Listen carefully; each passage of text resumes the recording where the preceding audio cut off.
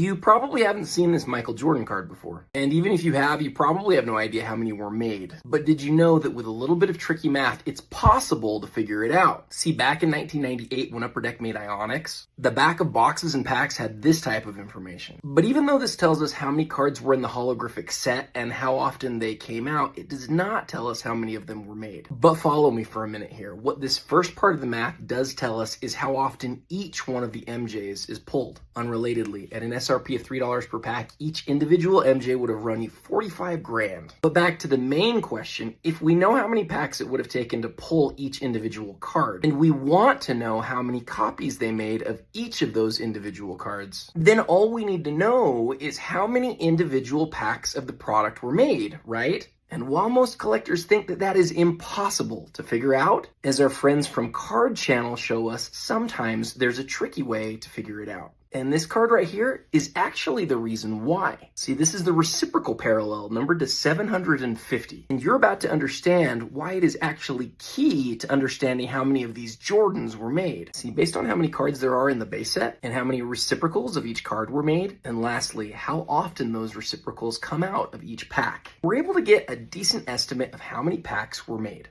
And if this is a good estimate of how many packs were made, and an average of 1 in 15,000 packs yields each one of these 15 MJs, then what we have is a really good estimate of how many of each card was made. Just 90. And on the conservative side, maybe closer to 100. Given how rare the cards are, I look at this auction at Fanatics Collect, and I wonder if collectors have any clue how crazy it is that all 10 of them are being sold together. And all 10 of them are pop 6 to 17 PSA 10s as well. Hence Thursday, the premiere auction.